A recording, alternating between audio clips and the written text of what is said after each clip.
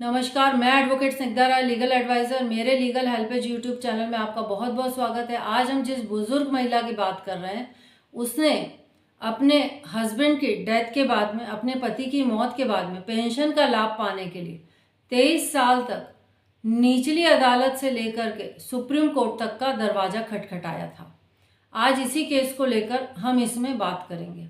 Supreme court ने एक अनूठे मामले में अपने विशेषाधिकार का इस्तेमाल करते हुए एक ऐसी बुजुर्ग महिला को पेंशन का लाभ दिलवाया है जो कि अपने पति की पहली पत्नी के होते हुए दूसरी पत्नी बनी थी।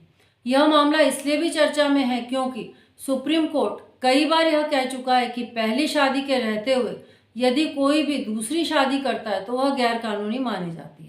वीडियो में आगे बढ़ने से पहले मैं यही कहना चाहूँगी कि यदि आप मेरे चैनल पर नए हैं तो मेरे चैनल को सब्सक्राइब कर लीजिए और साथ ही में बेल आइकॉन को प्रेस कर लीजिए ताकि आगे आने वाले वीडियोस के नोटिफिकेशन आपको आसानी से देखने को मिल सके। और यदि आपके मन में कोई भी क्वेरी होती है किसी भी केस को लेकर के, कोई भी प्रश्न है आपके, तो आप मुझसे पूछ सकते हैं।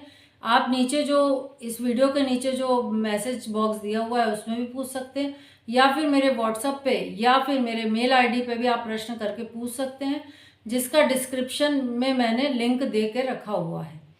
दरअसल पति के निधन के बाद में उनकी दूसरी पत्नी ने अदालत का दरवाज़ा खटखटाया था, लेकिन कागज़ों में महाराज की पहली पत्नी का नाम राम सवारी देवी था और राम सवारी देवी जो था, उनका जो निधन है वो 1984 में हो चुका था।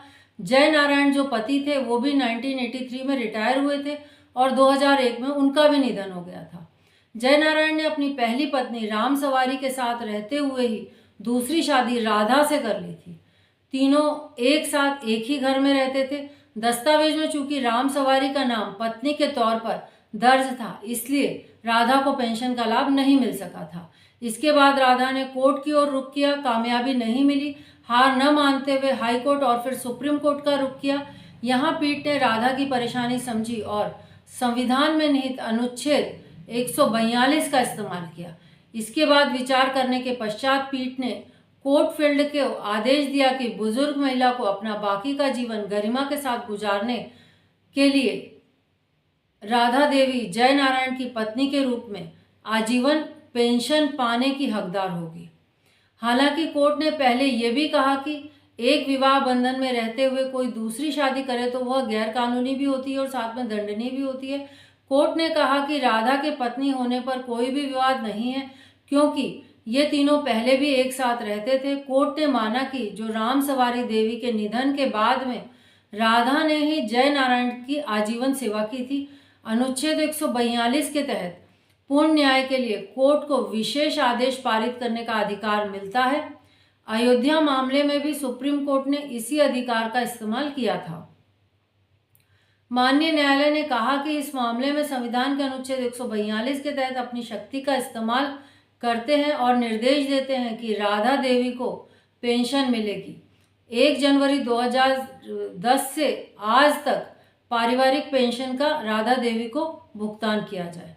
जय नारायण महाराज साउथ ईस्टर्न कोल फील्ड्स लिमिटेड में काम करते थे और 1983 में वे रिटायर हुए थे।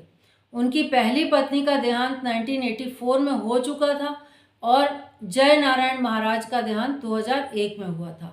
उनकी मृत्यु के बाद में उनकी दूसरी पत्नी ने पेंशन के लिए आवेदन किया था, जिसे कंपनी ने खारिज कर दिया था। इसके बाद हाईकोर्ट में महिला को राहत देने से इनकार कर दिया। हालांकि सुप्रीम कोर्ट ने राधा देवी को पेंशन की राहत दी है। इस वीडियो को देखने के बाद में अगर आपके मन में किसी भी प्रकार का कोई भी सवाल है तो आप मुझसे कमेंट बॉक्स में पूछ सकते हैं, और यदि आपकी कोई पर्सनल प्रॉब्लम है जिसको लेकर के आप मुझसे बात करना चाहते हैं तो मैंने लिंक दिया हुआ है, वहाँ भी आप मैसेज करके मुझसे पूछ सकते हैं। आपने अपना कीमती और महत्वपूर्ण समय मुझे दिया, उसके लिए बहुत बहुत धन्यवाद। जय हिंद, जय भारत।